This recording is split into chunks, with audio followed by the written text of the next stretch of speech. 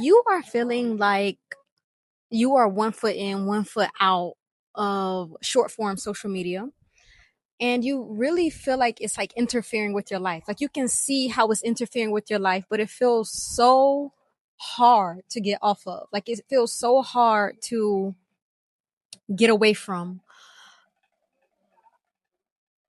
You are not crazy. You are not crazy. That's exactly what it's designed to do.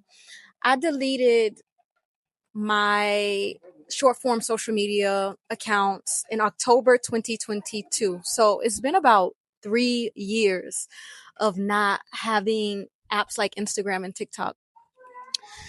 And I remember in August of 2022, I had watched something called The Social Dilemma on Netflix.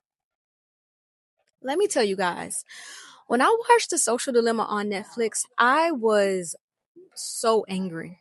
I was so angry and frustrated because I had been feeling internally just so bad after using so much social media, especially because during that time I was doing travel blogging, and I really had this idea that I was going to build like a successful travel blog career. And I recognized that I was kind of in this like cycle, this like loop, but it really wasn't.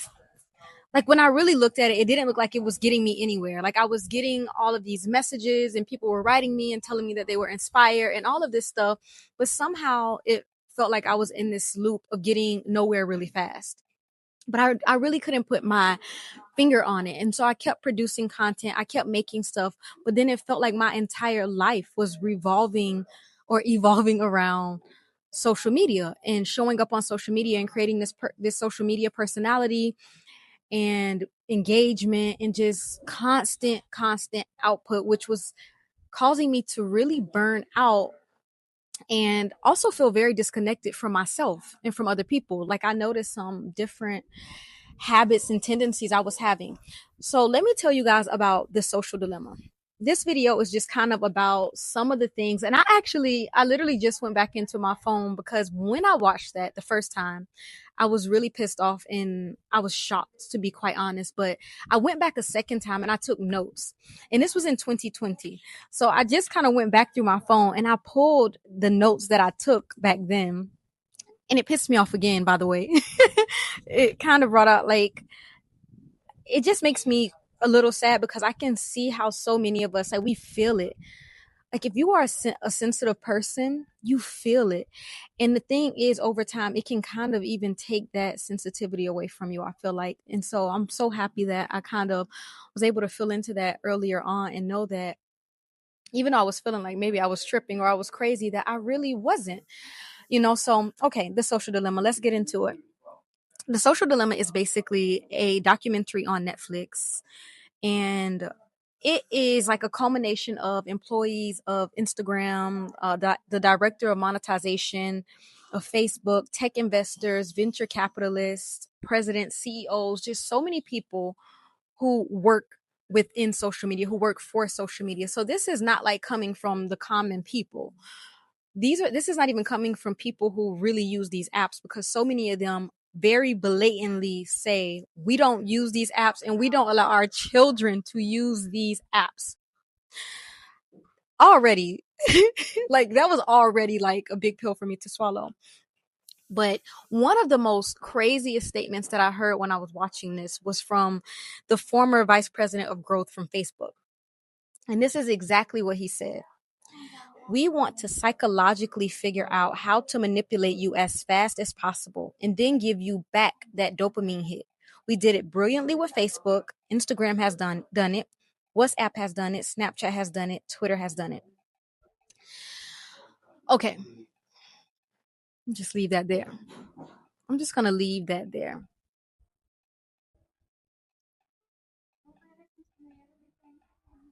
That, like, wow. And so, like, why would these people get on here and say these things? Like, why would these people that work for these companies, why would they out all of this, out this kind of stuff? Because obviously if they are the ones who help create these apps, the ones who, built these systems, why are they making a documentary basically saying like, hey, guys, like look out, like be careful, be mindful, like these are the facts. And so a lot of them, because humans, our nature is innately compassionate.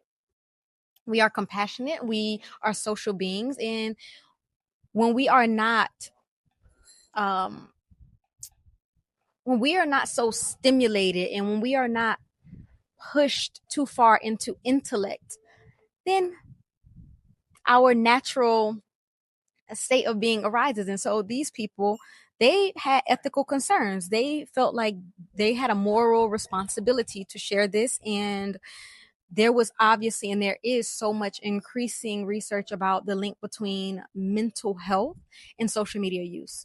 And so a lot of these people were like, look, and I think a few of them actually quit their positions. They completely left their roles when they started to figure out and really see how strong and powerful this was. And I think one of the things that, like, I'm not ever convincing people to get off of social media, don't use it, is bad for you.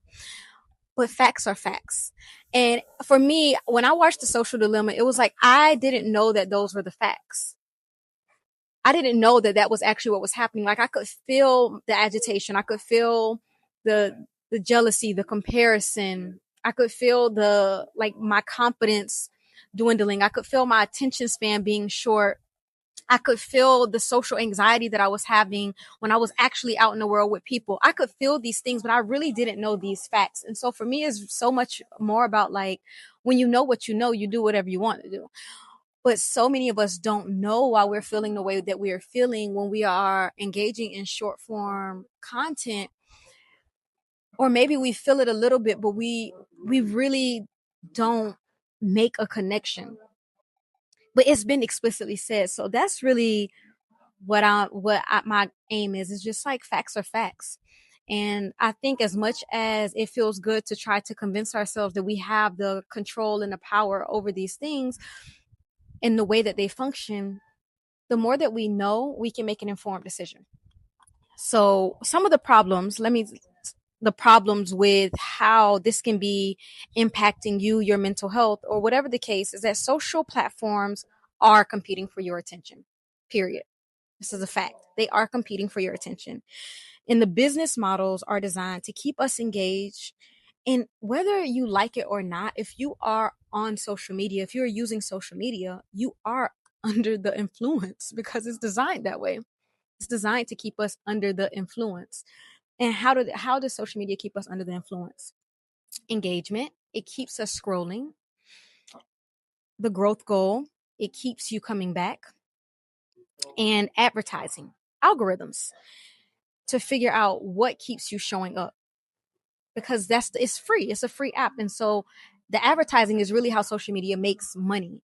And so they use these algorithms to consolidate all of your data in order to sell it to the highest bidder in terms of what you like, what you are interested in, what keeps your attention. And that's kind of the business model of it. So features that you probably think nothing of, but are actually strategically put there into the apps. So one of the things that I thought, this was one of the things that really blew my mind. So every time you refresh, you get something new. And that's not for no reason. Even though for us, it's like, oh, refreshing something new, but that actually is intentionally put there because it operates like casino slot machines. And that's the same, that's the same framework where people who go to the casino and gamble is sort of like that. Every time they refresh, something new comes, and that gives you like this really strong dopamine hit. Okay, the typing dots, like the dot dot dot, and we even see this in our phones, like iMessage. So that dot dot dot, it's there to hold your attention for a little bit longer, so you don't put the phone down. Because when you put the phone down, the likelihood is that you go off and you do something else. But the dot dot dot is like, no, something is coming, so stay here. Something, there's something coming for you, so just wait here a little bit longer. And so you end up keeping the phone in your hand because you're anticipating something. And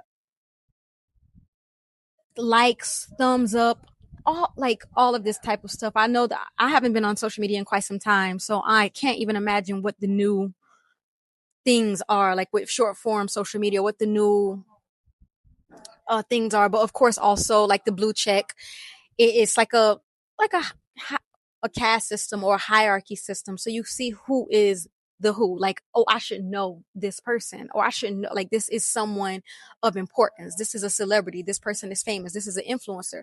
And now, as I think now it's easy for people to even buy that check, that blue check. And when I don't even know how that I don't even know how it works now when people can buy it. But I know before, when I was on social media, it was mostly for like really um popular celebrities or influencers and this type of stuff. So things that the internet knows about you, and it's not a secret. This is not a secret. They know how long you are engaged, and they have your attention. When you are lonely, when you are depressed, when you're really excited and happy about something, when you're checking your ex's page, what you're doing late at night, what your habits are, what your neuroses are, like those things that, kind of pull you in. We all have them. What your personality is like. And so it knows so much about us. I really just want to say to anybody who feels like scratching your head, like, I don't like this short form social media, like the way it's built and the way that we consume it, and just kind of noticing, like, you might be subtly noticing different things that are happening in your life based on how you engage with short form social media. And it's not by mistake. You are not crazy. There is nothing wrong with you. You are absolutely right in what you are feeling. I always say the body doesn't lie. Like when you feel that, the jitters in your chest, when you feel like, when you, after you doom scroll, and like you feel the heaviness in your head or the tension in your head, um when you start to feel this like sinking feeling of feeling insecure or comparing yourself or feeling slightly jealous of someone, when you start to just the self-doubt, the lack of confidence, not knowing what your purpose is, constantly questioning if you are living right, if you are participating in life correctly, you are not crazy. And there's a reason why you feel that way. There's a reason why you have this sense of one foot in, one foot out, or confusion around it. And one of the things that I remember so clearly when I first deleted my social media, I literally can even I have a whole vision of like the day and where I was and everything. I remember I was in the center of Ubud, Bali. So it was about, yeah, I was in the center of Ubud, Bali about 3 years ago. And I remember having this moment where I was like, and like this was at towards the beginning when I first deleted my social media. I remember having this feeling like, what am I supposed to do now? Like, I had so much time that I had never had because my time was so consumed. Like, everything that I was doing was like to feed this algorithm. Everything that I was doing, like the places I was going, the pictures I was taking, getting the content, my interaction, sitting somewhere and, kind of really being knee deep into short form social media. And I remember standing there and I was so utterly confused. It was like a wave of confusion and lostness and not knowing where to go, and also feeling guilty. Like, I remember feeling guilty because it was like, I'm not being productive. I'm not a part of something bigger. I'm not contributing. I'm not doing my part. Like, it was this it was that type of feeling. And that persisted for quite some time after deleting social media, as it would, once you come out of being overtly stimulated constantly, scrolling, constantly being pulled, not because you want to, but against your will, constantly being pulled and pushed and pulled and pushed, and things put in your face, and you being steered towards things that I'm talking about, like brain surgeons, neuroscientists, people who work in casinos are working with social media companies. This is a fact. And so, of course, you feel this lag. It's like coming off of any addiction. And I remember talking to just a few friends, and it's like we were talking about just the sense of boredom, because I genuinely think so. What tends to happen is that you get so much stimulation, so many dopamine like fires are going off. You're seeing so much stuff, and it's interesting, and there's likes, and someone's liking, and someone's commenting, and someone's, and oh, how many people looked at my story, oh, and I said this, so, and then you hyper analyzing everything you say, and it's like a constant. And I'm saying it really fast right now, but this is really how fast it moves. It's probably it's moving much faster than I am talking, but all of this stuff is happening so fast. And so you are getting more like the chemicals that are released when we have those moments of excitement or those moments of reward, like our reward system, the chemicals that are naturally released, because those are natural things that happen in our environment from being human. But it's so much more, it's so much more excessive, it's so much more potent, that once you slowly start to just modify or change the the amount of time, or how much you are engaged and how you are engaged, and whenever you make shifts to that level of like those chemicals, it slowly starts to come down, because they're not constantly being fired up all the time anymore. And so it's not really boredom, it's a natural state. It's actually a non-addictive state. It's a balanced state of being, and we confuse it with boredom because we are not used to being in a balanced state. And it's not really being bored. And anyway, I don't think there's anything wrong with being bored, because I think a lot of things come up when we are bored. We tap into parts of our creativity, or we start to see things and feel things more. We start to kind of go places and do things out of really really feeling, like through our intuition, through like it just becomes such a more balanced, embodied way of living. But what excessive social media use does, and chronic social media use, and like this very highly addictive way of using social media, which a lot of short form content, that's naturally what it does. I truly feel like it takes us out of our body, because we get very much into our heads, and so it's very hard to be an embodied person, to be in your body, to feel sensations, to be sensitive to the things that are going on around you. Like, I don't believe that people, like, you hear of things like clairvoyance, you hear of things like people being able to see very well or hear very well, and I don't think there is anything so special about the person that is able to do that. Like, oh, this person is like that. And of course, we have all special and unique talents and abilities. Like, some of us might have a really good sense of smell, while some of us might have a really good sense of sight. Some of us might have really, really good hearing.